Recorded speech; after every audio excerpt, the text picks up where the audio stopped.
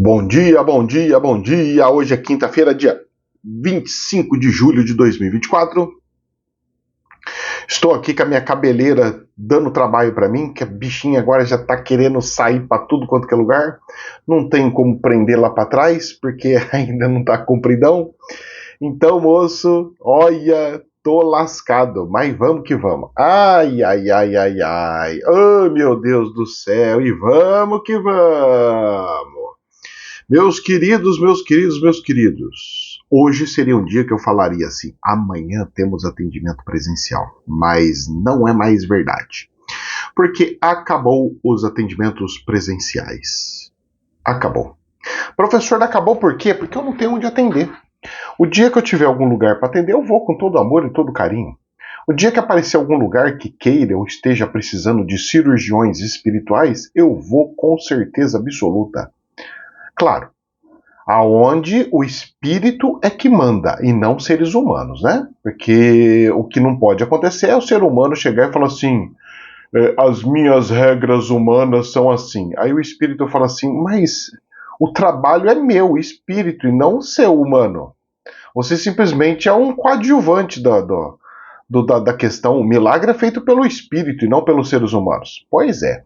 Só que os seres humanos não costumam entender isso, não costumam levar isso muito a sério, né? Então a gente vai daqui, vai de lá, vamos levando para cá, levando para lá, tentando entender um pouquinho mais daqui, um pouquinho mais de lá, até chegar num ponto comum, em alguma situação, e assim vai, né?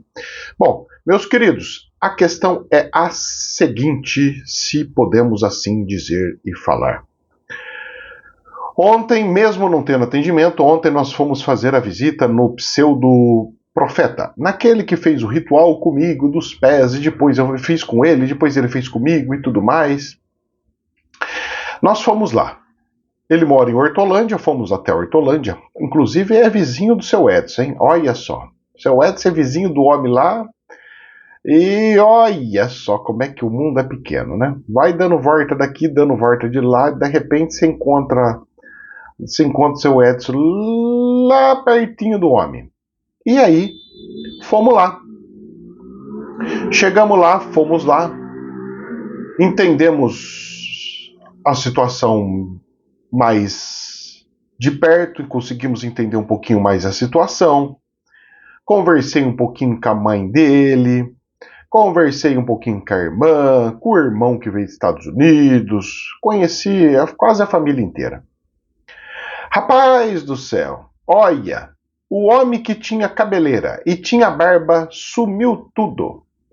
Porque tiveram que cortar todo o cabelo, tiveram que cortar toda a barba. E sabe o que é o mais engraçado? Ele tinha a barba branquinha, branquinha, branquinha. O cabelo branquinho, branquinho, branquinho. Não tinha um fiozinho preto. Vocês acreditam que tá tudo com fiozinho, tudo começando a ficar preto de novo? Incrível, não? Tem alguma coisa muito louca que faz ficar branco, preto, alguma coisa desse gênero. Eu não sei o que é, mas que tem, tem. E aí, a situação dele, gente, é como se alguém tivesse tido um AVC muito grave, para vocês entenderem, para facilitar o entendimento. É como se alguém tivesse tido um AVC muito grave, o cérebro inchou e teve que tirar parte do cérebro, de tal afeto que deu. Então seria mais ou menos isso, tá? Não é que aconteceu isso. Teve uma situação criminosa por trás. Mas a questão é o seguinte: eu já tive primo que já tirou. Ele ficou só com 30% do cérebro. Ele tirou bastante mesmo. De 30%, qualquer coisa assim. Ele tirou metade, vamos falar que foi metade. E hoje, moço, esse meu primo, ele anda até de carro, para cima e para baixo, e tem uma vida não normal, porque depois que acontece isso, nunca mais fica normal. Mas eu diria que tem uma vida que dá para se viver, que ele pode ir, vir, pode sair, pode fazer as coisinhas que ele quer fazer. Não é rápida a recuperação e não é fácil, mas acontece. Eu fiquei feliz, se assim pode se dizer, no meio daquela situação bem difícil, bem tenebrosa, que ele tem movimento, mesmo não tendo assim conseguindo mexer tudo as coisas, ele tem movimentos, mesmo lentos, mas tem movimentos nas duas pernas. Isso já é um sinal maravilhoso. Ele tem movimento nos dois braços. Isso é outro sinal maravilhoso. Ele abre a boca sem encurvar, porque normalmente quem tem AVC puxa para um lado, né? Assim, puxa. Um olho fica puxado, o olho fica... Não tem isso. Um dos olhos, sim, que ele não consegue abrir muito, mas já dá coisa de músculo. Mas o outro, normal, abre, pisca.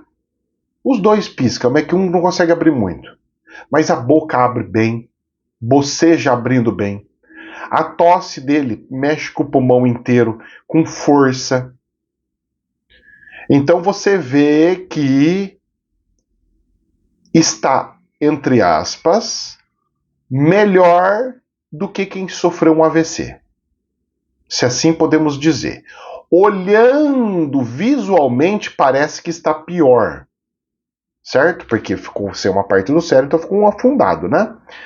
Mas você olhando assim o corpo e todos os sinais, a energia. Porque olha só como uma coisa engraçada. Normalmente, quando eu vou ver pessoas assim, pacientes assim, eu chego para ver os pacientes, normalmente já tem colado espíritos ruins para sugar aquelas coisas de tristeza.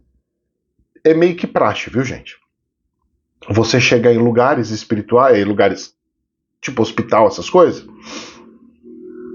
e os espíritos ficar do lado das pessoas doentes, porque as pessoas chegam e ficam tristes, por quê? E fica xingando e chorando e tal lá. Aí esses espíritos vão e ficam coletando as energias. Por quê? Porque uma mãe, um irmão, chega e fala assim, por que alguém fez isso? Oh Deus, por que o Senhor permitiu? Começa a jogar lamentações. E essas lamentações são energias para a espiritualidade. E lá eu não vi. Isso vai fazer com que a energia ajude muito na recuperação do cara. Como ele está tomando um remédio muito forte para epilepsias, porque quando você mexe muito com o cérebro, você tem um grande grau e um grande perigo de ficar tendo epilepsias. E numa epilepsia ele pode até não voltar, porque é muito grave, porque arrancou muita parte do cérebro. E aí nós podemos dizer que dentro dessas situações, dessas coisas, ele está muito bem. Espiritualmente ele está ótimo. A família dele também é do baracubaco, então sempre está fazendo orações, limpezas, energizações, e está funcionando, está ótimo. Eu fui ali, moço, eu não vi necessidade nenhuma de pegar e benzer ele, porque eu não vi problemas. A única coisa que eu podia fazer e fiz foi dar a minha bênção para tal. Certo? Lembrando que eu fui com o seu Edson. Agora ele está lascado comigo. Mas fica de exemplo, porque tudo tem que virar ensinamento. Como eu sou professor, eu pego todas as situações e transformo em educação, tá? Em estudos e em aprendizado para vocês. Porque não tem lógica nenhuma só ficar relatando e não ensinar vocês. Por isso que vocês me chamam de professor. Porque a gente professa coisas, certo? E a gente vê coisas. Então, um exemplo. Eu não sei se é por causa do galho d'água dele lembrar da cena lá atrás, que marcou ele bastante, do batizado comigo, do lava-pés. E ele vendo a situação do jeito que ficou, ou lembrando da mãe, ou tal, existe N fatores que pode linkar pontos e fazer com que a gente fique meio assim. E agora? Será? Será? Mas vamos lá. Eu peguei e falei assim, bom, quem vai benzer vai ser você. Eu fico lá do lado só olhando, mas quem benze é você. Então eu peguei o carro, fui lá, peguei seu Edson na casa dele, fomos lá neles, ficamos lá um bom tempo, viu? E aí fomos embora. Depois nós fomos embora. Mas nesse período que nós estávamos lá, o seu Edson foi lá e foi benzer ele. Só que o seu Edson coloca sentimento. Isso aí eu inclusive falei com um grupo, falei, olha, não podemos colocar sentimentos. Mas professor, não é o sentimento que faz? O sentimento é o que faz chegar aos céus. Então o sentimento que nós temos que ter é com Deus. E com os seres humanos nós temos que ter a racionalidade. Então, exemplo. O que aconteceu com ele? Não sei. Mas se aconteceu, o espiritual assim permitiu e assim quis. Então, quem sou eu para questionar tal? Se eu pegar e ficar com sentimentos, ai, mas judiação, primeiro, atrapalha o benzimento, não vai conseguir fluir do jeito que precisa. Porque vai ser um sentimento seu. Então vai ser um pedido seu para a melhora dele. E isso não é bom, não ajuda na cura da pessoa. Então, o que nós temos que fazer? Se isolar e ser como se fosse um cano ligando com os céus. Então, se eu tiver sentimento, ele liga em mim. Eu não posso ligar em mim. Eu tenho que ligar aos céus. Então, eu tenho que fazer igual o médico é. O médico olha e fala assim, tá, deixa eu ver aqui. Ok, tá aqui a prescrição e tchau. O médico não tem sentimento. Ele tem, mas não tem. Certo? Porque tá ali comum, então fica uma coisa muito natural. Nos primeiros impacta, mas depois vai se tornando coisas naturais. E aí quando você pega e conecta com Deus, tudo que tiver de energias boas e ruins vão interligar com Deus. O que tiver de energia ruim é drenada por Deus, as conexões são tudo ligadas com Deus. Esse é um dos grandes problemas, até vídeos eu já fiz, é que no caso dele não tem esse problema, não teve esse problema, porque ele já estava limpo, ele não tinha demônios, ele não tinha nada dessas coisas. Mas vamos supor que, em vez dele ter sofrido esse acidente, ele tivesse tido uma doença grave, tipo um câncer. E aí a pessoa ia benzer ele e falar assim, ai, judiação, ai, não sei o quê. Essa dó faz com que a doença comece a vir para você. Ela não vai tudo de uma vez, mas ela começa a vir. Aí você faz uma vez, 2 vezes, 3 vezes, 4 vezes, 5 vezes. Você vai colocando sentimento. Aí o que acontece? As doenças começam a passar para você. Vai dar uns 4 anos, você vai estar pior do que aquele doente que estava lá. É assim, professor? É. Então nós temos que tomar muito cuidado com o sentimento. Não pode ter sentimento? Não pode ter sentimento. Se você vai para fazer oração, não. Mas, professor, e se eu sou da família? É óbvio que a gente tem sentimentos, sim. É lógico que eu vou lamentar, sim. É lógico que eu vou... Sim, tudo é lógico, não tem problema nenhum. Só que a família, ela não está fazendo um trabalho de benzimentos. Ela vai ficar só com o parente. Então, é uma coisa onde ela divide energia. Vai, volta, isso é uma troca de energia, não tem problema, tá maravilhoso. O problema é quando a pessoa trabalha com benzimentos. Ela fica fazendo benzimento sem parar, ela fica fazendo orações sem parar, uma atrás do outro. Olha, te chamaram para outro lugar, agora vai em tal lugar, agora vai no outro. Aí ela começa a coletar de várias pessoas. Aí, um negocinho pequenininho assim, que você pode dissolver em 1, 2, 3 dias, essa energia, você vai acumulando, porque não dá tempo de você dissolver. Então você vai pegando tudo para dentro de você, vai ficando tudo dentro de você, a hora que você vê, já explodiu. Então, quem é familiar não tem problema e é até bom ter sentimento. Ah, é bom? É bom para familiar. Quando a pessoa faz trabalho espiritual, trabalho voluntário, ela vai num centro, ela vai e atende num terreiro, ela atende em cirurgias espirituais, ela atende pessoas, ela não pode ter sentimentos. É nu e cru, como um anjo de fato. Tá entendido? Espero ter explicado um pouquinho para vocês. Usado o caso dele, olha, tá vendo que bonito? Aconteceu tudo isso e eu tô tendo a oportunidade de usar o caso dele para ensinar vocês. Ou seja, pegando a coisa ruim e transformando em coisas boas. Então, o acidente do querido profeta, Biscuit, transformando em coisas abençoadas. Certo? Esse é a regra do jogo. Pegue coisas ruins, transforme em ensinamentos e coisas abençoadas. Combinado? Certo? E eu puxo a orelha mesmo. Por ser professor, eu puxo mesmo. Se eu não fosse professor e não estivesse na função de professor, eu fico quietinho. Eu deixo a pessoa e falo assim, deixa ela.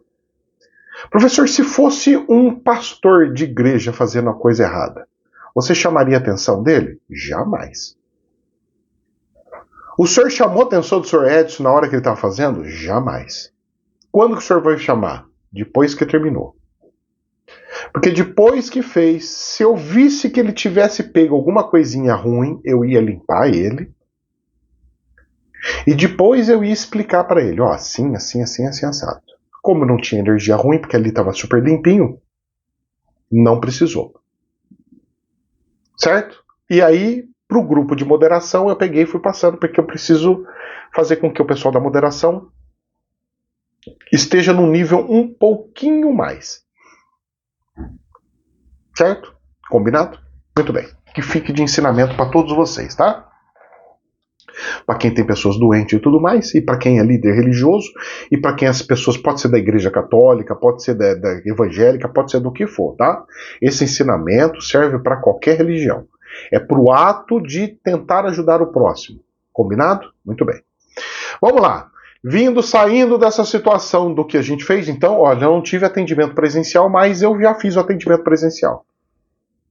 O que foi dito no último atendimento, que eu falei que eu ia fazer visita, resolver algumas coisas, já começou aí, tá vendo? Já teve o primeiro. Certo? Muito bem. E já teve uma outra pessoa que já me ligou, e eu já não sei como é que eu vou atender, um casal de uma cidade a 80 quilômetros daqui, para que eu pudesse fazer um tratamento do coração na pessoa. A pessoa está desesperada, está precisando, e o problema é que eu não tenho lugar para fazer o atendimento. Eu vou ter que arrumar, nem se for um lugar esporádico, algum lugar que eu possa assim, eu posso usar aí para uma cirurgia, para um negócio ou outro, porque como é que faz? Porque aqui no meu apartamento eu não posso, moça. No apartamento não cabe nem nada. Não dá, não dá. Monta uma maca aí, faz aí, não dá, aqui não dá. Não tem como. Aqui eu não tenho como. Mas vamos ver as cenas do próximo capítulo. Né? Quem sabe Deus abençoe e eu vá e consiga fazer um exemplo que ontem teve lá o pessoal lá.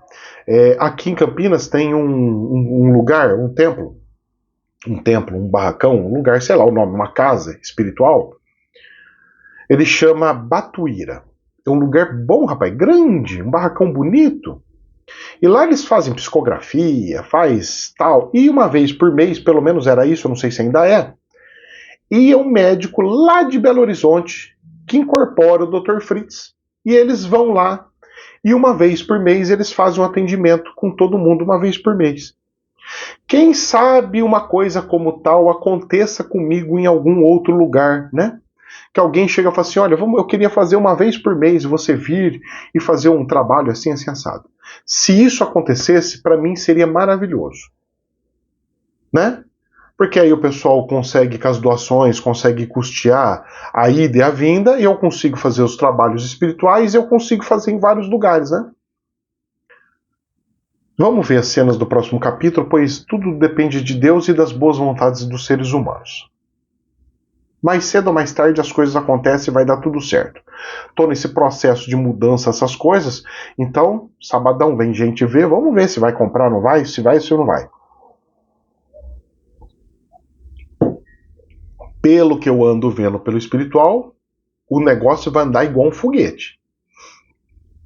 Só não sei como que vai ser tudo, mas que o negócio vai que nem um foguete vai. E tá indo, né? E é assustador. Chega a dar frio na barriga. Mas vamos lá. Meus queridos, voltando para o Brasil e a realidade. Dólar explodindo. Câmbio Chaco foi para 5,55 e 5,75. Gente, esse governo está conseguindo ser o mais demoníaco que eu já vi nos últimos tempos depois da implantação do Plano Real. Até antes da implantação do Plano Real, o Brasil era um caos. A inflação fez com que muita gente conseguisse ganhar dinheiro, meu pai mesmo ganhou muito dinheiro nesse tempo de inflação, só que em consequência os pobres também se lascavam de um jeito sem precedente. Emprego tinha para todo lugar porque as pessoas ficavam trocando de emprego uma hora atrás da outra, porque ou entrava numa grande indústria e o resto ficava trocando de emprego porque o salário ia procurando sempre salários mais altos para conseguir melhorar a situação. Mas na realidade dos dias de hoje já não é igual a de antigamente. Nós não temos mais, indústrias não estão pagando mais grande, indústria não dá mais casa, indústria não dá mais estruturas, mudou tudo. E é algo muito triste. E aí o dólar subindo, vai fazendo com que a gente vai perdendo. Então nós já estamos chegando muito próximo de uma questão de 20% de desvalorização. Não chegou, mas estamos chegando para tal. Isso é tenebroso, isso é muito cruel. Eu vou ficar de olho no peso, porque essa semana agora começa agora, se eu não acho que é hoje ou na próxima semana no máximo, começa a segunda fase da Argentina para contenção da inflação e da valorização da moeda.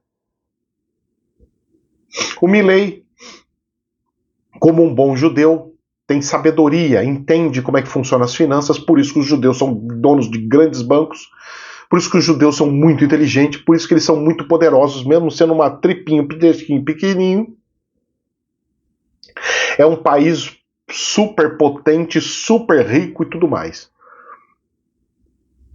Conseguiu transformar um cisquinho de terra de deserto num paraíso, numa potência sem tamanho. Ele sabe que tem que valorizar a moeda e não desvalorizar igual o nosso governo está fazendo aqui atual. Desvalorização. Nós temos que valorizar. E para valorizar, ele vai segurar a moeda dele, vai deixar a moeda escassa. Então, dentro disso, eu já estou vendo movimentos para tal. Mas antes de eu conversar sobre isso, eu vou mostrar uma coisinha. O dólar aqui já subiu ontem 1,27% e fechou em R$ 5,66. E vai para quanto? Só Deus sabe. A Bolsa de Valores aqui do Brasil, ela fechou com queda de novo, 0,13, mas tinha que ser, né? 0,13. E fechou em 126.422. A Bolsa da Alemanha, fechando hoje, está em queda de 1,24 com 18.154. Então a Bolsa da Alemanha cai, sobe, mano. Os especuladores que estavam aqui foi tudo para lá. Aqui a Bolsa do Brasil, moço, está abandonada. Se você olha o fluxo de venda, compra e venda, moço, você fala assim, nossa, que tristeza que está a Bolsa do Brasil. A Bolsa do Brasil está numa tristeza que dói a alma. Dói a alma. Mas, vamos ver até onde chega. E aí vem as notícias de jornal. Vamos lá, Jornal da Infomoney. Por que o dólar segue subindo mesmo com o governo mais comportado? Jornal da Infomoney, uma pergunta que foi feita no título da matéria. Aí a resposta dele, recuo das commodities e problemas com carry trade são explicações mais recentes, mas fiscal brasileiro também segue como problema. Bom, tem uma outra versãozinha aí que eu escutei entre alguns colegas. O pessoal da Argentina, isso aí eu escutei, tá? Pessoal da Argentina, por ter muito comércio com o Brasil, eles pegavam, vendiam coisas no Brasil, para o Brasil, negociavam coisas com o Brasil e não transformavam a moeda em peso, ficava a moeda em real. Ah, é, professor? É. E aí, porque estando em real, ele estava valorizando, porque até um tempinho atrás o real estava mais forte e igual ao dólar. Então ele ter dólar, ter real, para ele era normal. Estava equalizado, beleza. Só que é o seguinte, chegou o Milei. Chegou o Milei e começou a querer valorizar a moeda dele e vai valorizar a moeda dele. O pessoal começou a desfazer do real, falou não quero mais real, não quero mais real, não quero mais real. Inundou o mercado de real, está inundando o mercado de real. E aí?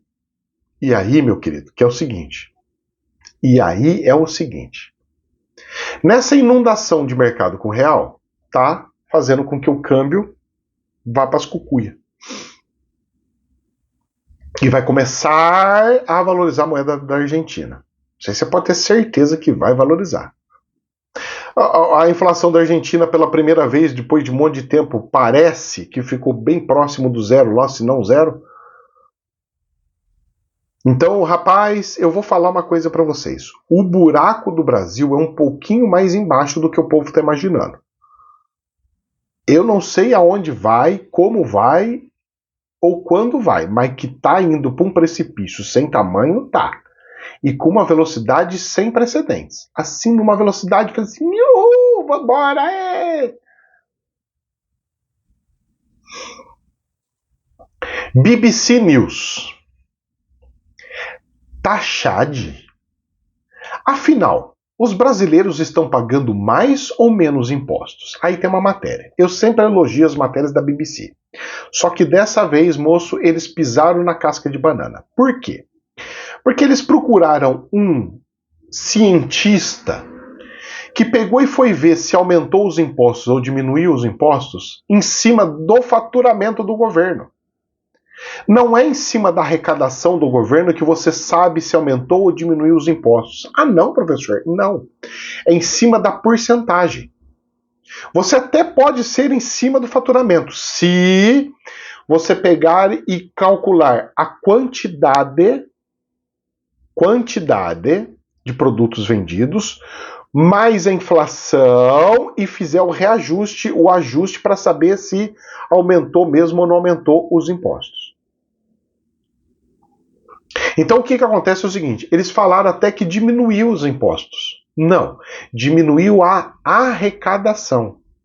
Porque o brasileiro está consumindo menos, o brasileiro está tendo menos renda, o dinheiro está valendo cada vez menos,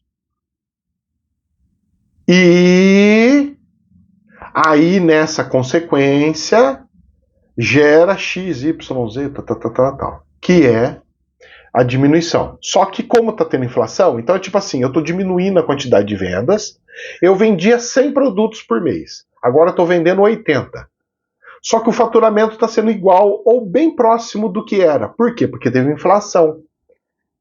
80 produtos com subida de preço faz com que o faturamento seja igual. Mas faturamento, moço, não significa lucro. Faturamento é faturamento. Então o imposto entrando em valores nominais está com problema, porque a inflação está alta, então eu tinha que ter um reajuste, eu tinha que subir conforme a inflação. Não é que está diminuindo os impostos, é que o governo, de tanto entrar, eu acho que chama Laffer, negócio assim, é a curva de Laffer, eu acho que é esse nome. Ela faz assim, você tem um pico de imposto que você pode cobrar no máximo. Se você passar disso, você para de aumentar a receita e começa a diminuir. E nós entramos nessa curva. Então, quanto mais o governo subir os impostos, menos impostos ele vai ter. Mas era para ser o contrário. A cabeça da esquerda é assim. Mas não. Quanto menos impostos, mais as pessoas vão consumir, mais vão pagar, mais vai girar o dinheiro, mais o governo ganha. Eles não entendem isso. E para eles é quanto mais imposto eu tiver, mais dinheiro eu tenho e mais eu distribuo para todo mundo. Não, moço, não faz isso aí não. Vai dar ruim. Já está dando ruim e vai piorar. Então vamos rezar e vamos ver as cenas do próximo capítulo, ok? Combinado? Muito bem. Então tem aqui uma matéria que eu não estou muito de acordo, mas é uma matéria que dá para ler. Se você quiser ver por PIB, por produção, perfeito. Agora, eu não aconselho isso porque isso aqui é meio falho. Eu, como contador, como formado em ciências contábeis, eu falo para vocês que isso aqui não é bem assim não, tá? Vamos lá? Jornal do Estadão. Tem até o Satanás tocando aqui do lado. Vai vendo. Vai. Jornal do Estadão. Haddad, 2 pontos. Se regras de vinculação não mudarem, despesas obrigatórias vão comprimir demais os gastos. Olha só que interessante. Se regras de vinculação não mudarem, Despesas obrigatórias vão comprimir demais os gastos. Que vinculação? Ele já está chiando porque não tem mais como cortar, não tem o que fazer. Que vinculação do orçamento? O ministro da Fazenda, Fernando Haddad, disse nessa quarta-feira ontem que caso as regras de vinculação do orçamento não sejam alteradas, as despesas obrigatórias irão comprimir os gastos discricionários, não obrigatórios, como recursos para custeios e investimentos do governo federal. A desvinculação do orçamento é uma proposta apresentada pela Fazenda e pelo Planejamento para ajustar as contas públicas. Então o que eles estão querendo e estão propondo e estão precisando? Sabe aquela coisa, tem que gastar tanto com saúde, tem que gastar tanto com educação? Corta isso. Eu acho que tem que cortar. Credo, professor, nós vamos diminuir investimento em educação? Tem que diminuir. Credo, mas nós já estamos quebrados, a educação é que salva. Meus queridos, a tendência agora é acabar com tudo quanto que é professor, acabar com tudo quanto que é escola e fazer tudo online. Nossas crianças vai chegar num ponto que ela não vai mais precisar ir para uma escola. Ela vai poder ter aula dentro da própria casa. Mas aí as crianças não vai ter o lado social, não vai ter não sei o quê. Moço, o problema é teu do jeito que você quer acreditar. Se é para ter momentos de brincadeira e tudo mais, eu levo meu filho para um parquinho e ele vai brincar com o parquinho. Agora, pegar e fazer uma criança, senta lá, vai não sei o quê. Até o comecinho, beleza. Depois de uma certa idade, colegial, por exemplo, para que precisa de uma sala de aula? Eu preciso de ir num laboratório. Se até universidades já tem tudo online, por que eu preciso presencial? Eu só preciso quando é laboratório, quando eu preciso botar a mão na massa ou coisa do gênero. Essas coisas já não tem mais. E outra, até melhor, porque eu consigo ver e rever a aula várias vezes. Então, olha, o buraco é um pouquinho mais embaixo. Então tem que desvincular algumas coisas? Tem. E vai acontecer? Provavelmente. Aí, presta atenção, porque o terror das finanças do Brasil não para por aí. Folha de São Paulo. Fazenda já prevê falta de acordo com desoneração das folhas de pagamento lá, que eles estavam querendo cobrar os impostos, e estuda efeito nas receitas. Já está falando que vai explodir tudo, mas já está explodindo. A curva do tal do Lifer, eu acho que é Lifer, qual que é o nome? Já está tudo arrombada, já estamos perdendo dinheiro para entrar. Os caras já estão entrando em colapso. Já entrou o rodabinho. E mesmo com a inflação andando, mesmo com a desvalorização do real, moço, não está aumentando a receita do governo, porque só com os quase 20%, 15%, vai, só com os 15% de desvalorização do câmbio só nesse ano, já era para fazer subir 10% do faturamento e imposto para o governo. Mas não está acontecendo isso. Porque o dinheiro, a renda das pessoas está só afundando, afundando, afundando. Tá aqui, desoneração. Vixe, vai explodir tudo? Vai. Tá explodindo? Tá. Nós vamos entrar num buraco? Vai. Credo, credo mesmo. Presta atenção lá, Jornal da Infomoney. Se o PT, o Partido dos Trabalhadores, for ao limite, isso aí é o nosso Jornal da Infomoney, presta atenção, hein? Vai dar saudade do dólar a R$ 5,60, diz Stumberg. O gestor está pessimista com relação a ativos brasileiros, mas não enxerga Galípolo, que deve suceder Campos Neto no Banco Central, como novo Tombini de Dilma. Então ele está falando assim, olha, o Galípolo não vai ser o novo Tombini de Dilma, ele vai ser diferente. E o Fundo Verde, da onde é esse cara, praticamente zerou a sua posição em títulos públicos. Quem está entrando em título público vai se lascar. Você quer ficar brincando? Meu gerente do banco falou que é lindo. Você está sendo ludibriado e você vai entrar para um buraco. Eu não aconselho tais situações. Se você quer brincar, problema é seu. Eu não aconselho essa brincadeira. Eu não aconselho ficar brincando de fundos. Eu vou entrar no fundo daqui. Fundo internacional, fundo. Eu também sairia dessas coisas de fundos. Mas, professor, fundos, tem fundo imobiliário. Se você quer brincar de fundo, vai fundo. Eu não quero ver o fundo do poço. Entendeu todas as metáforas que eu fiz? Aqui tem, olha, vou falar para você, tem uma metáfora aiada sem tamanho. Se você quer o fundo, vá buscar o fundo do poço. Se você gosta do fundo, vai até o fundo, mas não me coloque no meio do fundo, porque eu não quero saber do fundão. Cheio de metáforas. Uau! Combinado? Conta e risco de cada um. O problema é de vocês.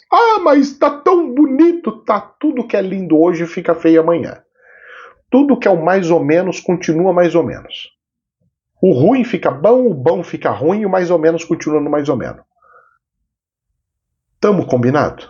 Quem avisa, amigo é. Tá? Muito bem. E olha o que o homem falou, hein? Dólar, vamos ter saudade de dólar 5,60. Eu tô com saudade do dólar 5. Eu preciso que volte a 5 de novo. A situação tá calamitosa se não volta para 5.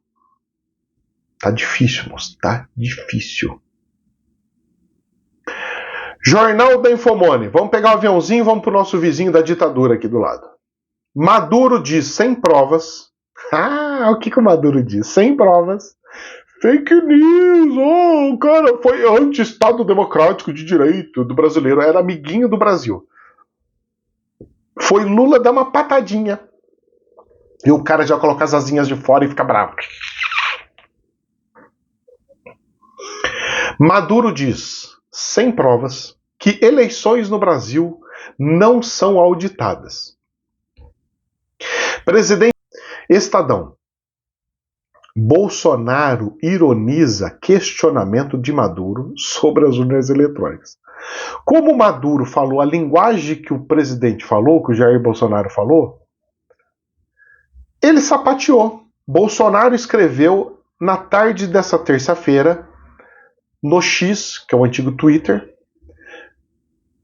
abre aspas, Maduro is my friend, kkkkkkk, fecha aspas.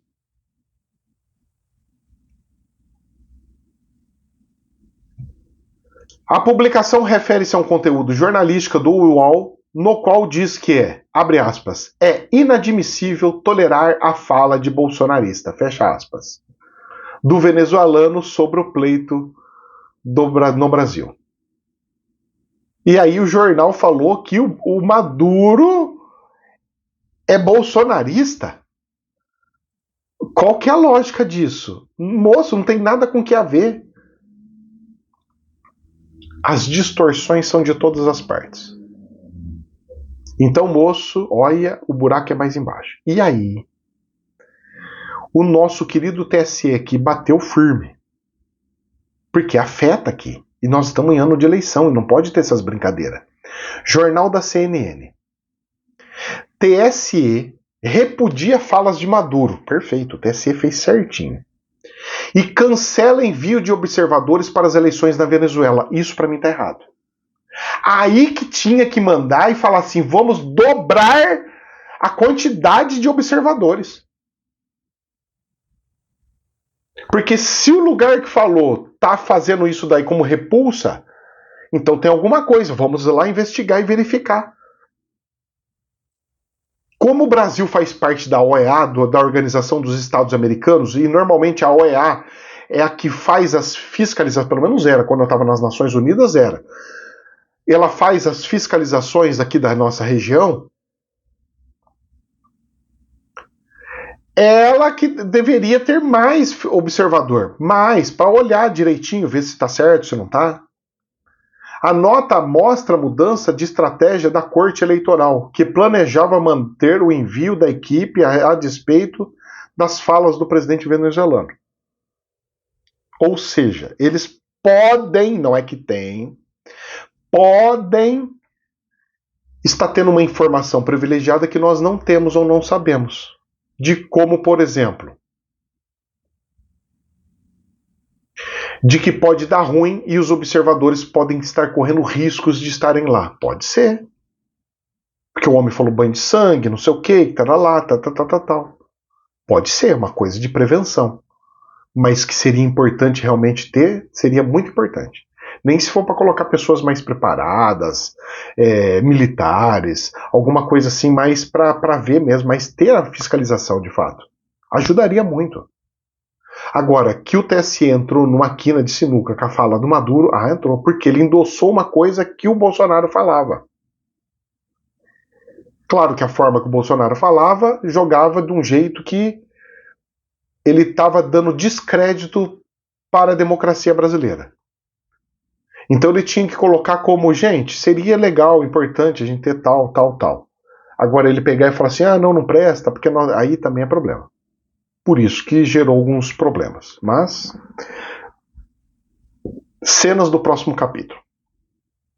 E pra gente encerrar com chave de ouro, é ano de eleição, gente, tem que tomar um cuidado.